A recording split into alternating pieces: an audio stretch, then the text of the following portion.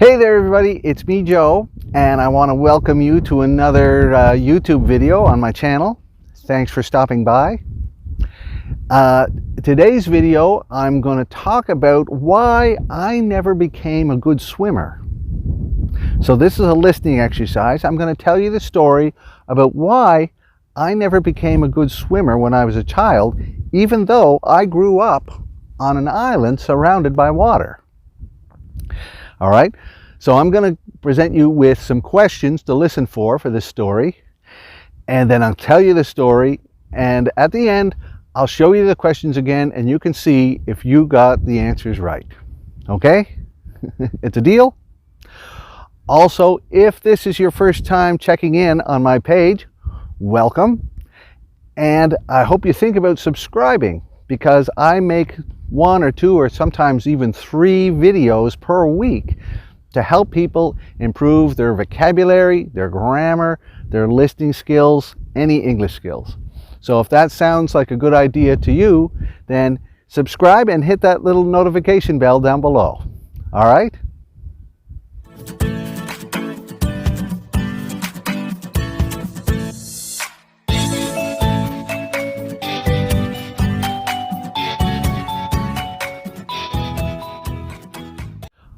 Okay, so now I'm going to give you the questions that you can listen for during the story. Check them out.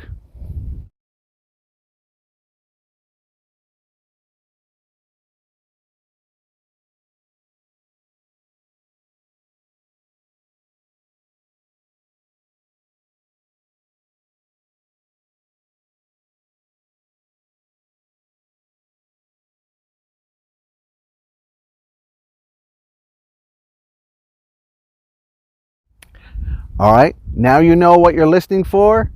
Here's the story.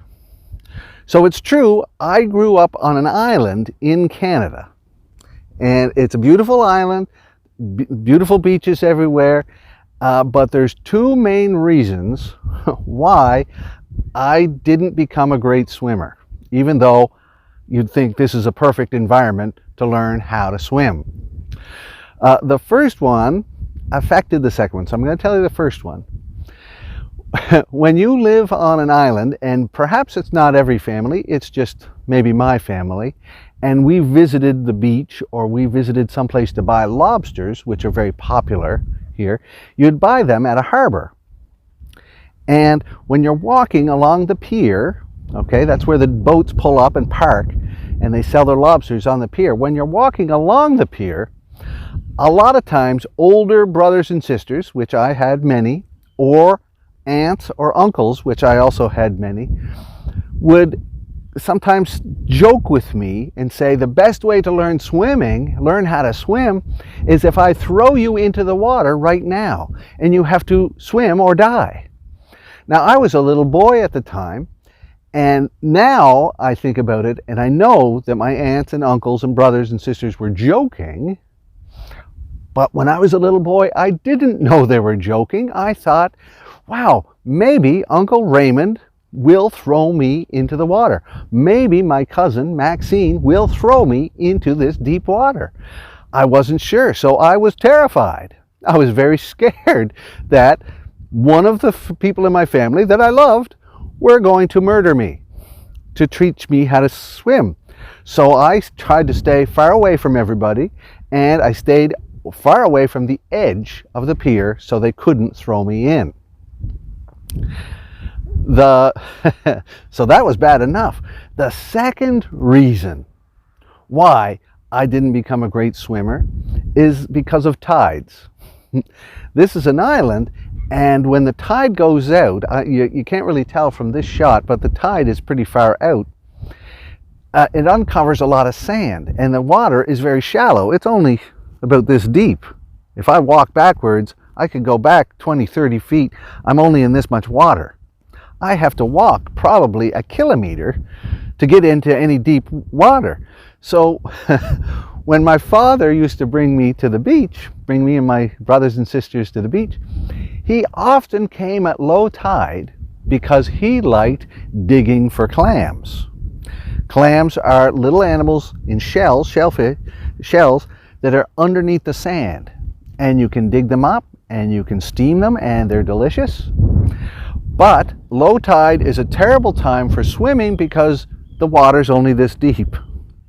So I liked playing in the water. It was wonderful warm water, and I liked hanging out with my brothers and sisters, and I enjoyed digging clams with my dad. But it doesn't make for good practicing of swimming.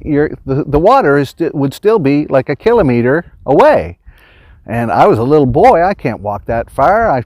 All the fun is here with other kids playing in the shallow water. So when I was a little kid, I was scared of the water, and I didn't come to the beach at the right time. All right? So those are the two reasons. So now let's go back and look, and you can check out the questions. Can you answer them?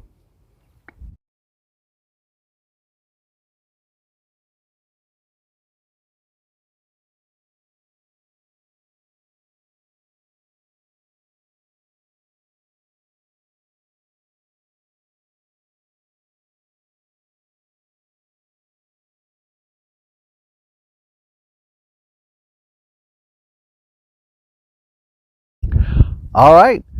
So I hope you got all the answers right. If not, go back, watch the video again, and make sure to always check in the notes underneath my videos, and there'll be links to other ways that you can improve your English if you're interested.